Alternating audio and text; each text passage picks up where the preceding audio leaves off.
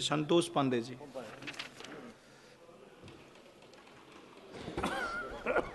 सम्माननीय सभापति महोदय, बहुत ही महत्वपूर्ण चर्चा आज चल रही है। मुझे माता के चरणों में शब्द पुष्प चढ़ाने का अवसर दिया, प्रणाम करने का अवसर दिया, मैं आभारी हूँ।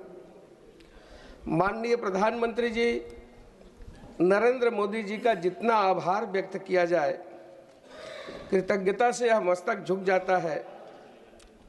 जैसे राजेंद्र बाबू ने सोमनाथ मंदिर का पुनरुद्धार किया, भगवान राम की जन्मभूमि पर भव्य मंदिर का निर्माण हुआ, गुलामी के चिन्हों को मिटाने का काम किया, पथों के नाम बदले गए, उद्यानों के नाम बदले, रेलवे स्टेशन का नाम बदला, देश का सम्मान किया। और इतना ही नहीं, वास्तव में देश के अधिकांश लोगों को जानकारी नहीं थी कि सरदार पटेल 562 रियासतों का विलीनीकरण किए थे।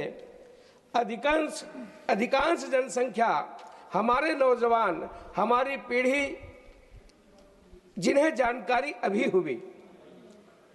माननीय मोदी जी को बहुत बहुत आभार है, धन्यवाद है कि आज जिस विषय पर हम चर्चा कर रहे हैं, इसके विषय में यदि मैं ये कहूं कि जिनको न निज गौरव तथा निज देश का अभिमान है, वह नर नहीं है पशु निरा और मृतक समान है।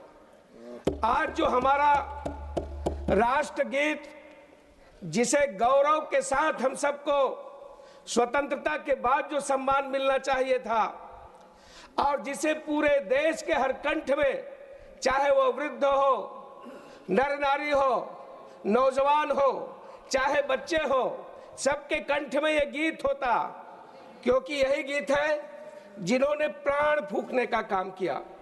हम सब जानते हैं, वंदे मातरम यानी माता को प्रणाम।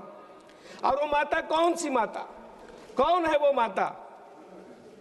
हम सब जानते हैं कि जिस प्रकार से प्रातः काल उठते हैं तो सबसे पहले धरती माता को प्रणाम करते हैं। और इतना ही नहीं, जन्म से लेकर के अंत काल में भी, मृत्यु के समय भी जब समय आता है, तब परिवार वाले परिजन कहते हैं कि अब धरती माता के गोद में उतारा जाए। ये वही माता है जिसके गोद में हम खेलते हैं, कूदते हैं, आगे बढ़ते हैं, विकास करते हैं, समृद्धि आती है। ये वही भारत माता जिसे अनेक, चाहे वो पुराण हो, ऋग्वेद हो, यजुर्वेद हो, वाल्मीकि रामायण हो, चाहे तुलसीकृत हो, इस माता का उन्होंने जो सम्मान किया है। भारत भारती में कवि ने कहा है, भूलोक का गौरव, भूलोक का गौरव, प्रकृति का पुण्य लीला स्थल कहाँ, फैला मनोहर गिर हिमालय और गंगा जल जहां। संपूर्ण देशों से अधिक किस देश का उत्कर्ष है, उसका कि जो ऋषि भूमि है वह वृद्ध भारतवर्ष है। हाँ, वृद्ध भारतवर्ष ही संसार का सिरमौर है। ऐसा पुरातन देश कोई विश्व में क्या और है? भगवान की भवभूतियों का यह प्रथम भंडार है। विधि ने किया नर सृष्टि का पहले यही विस्तार है।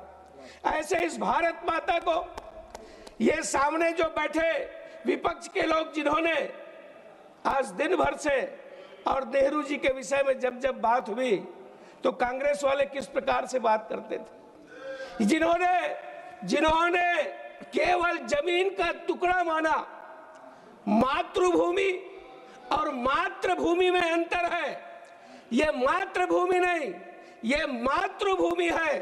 और इसीलिए हम सब जानते हैं 1962 के भारत चीन युद्ध के दौरान जब संसद में तत्कालीन प्रधानमंत्री जवाहरलाल नेहरू के उस बयान की कड़ी आलोचना की गई। पंडित नेहरू ने कहा था, अक्साई चीन में ये ऐसा बंजर भूमि है जहां घास का एक तिनका भी नहीं उगता, जिस पर त्यागी जी ने, महावीर त्यागी जी ने अपनी टोपी उतारकर, अपना गंजा सिर दिखाते हुए, सहलाते हुए उन्होंने तंज कसा था कि यहां भी कुछ नहीं उगता, तो क्या इसको भी चीन को दे दे। यह घटना मातृभूमि के प्रति उनके समर्पण, देश की जमीन के प्रति उसके समर्पण, नेहरू की नीतियों पर और जिस प्रकार से ये टिप्पणी की गई थी पूरा देश जानता है। चाहे नेहरू सरकार की, कांग्रेस सरकार की आक्साई चीन पर चीन के कब्जे को लेकर उदासीनता के जवाब में था महावीर त्यागी जी का एक एक इंच जमीन भी वे खोने के खिलाफ थे। कांग्रेस के लिए, नेहरू के लिए ये मात्र जमीन का टुकड़ा था जिसे हम मातृभूमि कहते हैं। ये भारत माता है। भाइयों बहनों, माननीय सभापति जी, हम सब जानते हैं कि किस प्रकार से अथर्ववेद में कहा गया है, ये ग्रामा यदरण्यम या सभा अभिभूम्याम ये संग्रामा संवित्यतेषु चारु वदेमते। और इसी प्रकार से वाल्मीकि रामायण में वाल्मीकि जी ने जो वर्णन किया है कि जब लक्ष्मण को लगता है सोने की लंका को देख करके वहां की प्रकृति, वहां की छटाएं, वहां का सौंदर्य, तब भगवान राम समझ जाते हैं। और जो पंक्ति में कहते हैं कि अपि स्वर्णमयी लंका नरोचते लक्ष्मण जननी जन्मभूमिश्चा स्वर्गादपि गरीयसी। लक्ष्मण, मेरा अवध इस सोने की लंका से बढ़ करके है। ये हमारी जन्मभूमि, वो हमारी मातृभूमि है। इसी प्रकार से हम सब जानते हैं कि एक नहीं अनेक उदाहरण गायन्ति देवाः किल गीतकानि। ये ऐसी भूमि है जिसको रसखान ने गाया है। रसखान ने बहुत ही जिस शब्दों में उन्होंने वर्णन किया है मैं बताना चाहूंगा।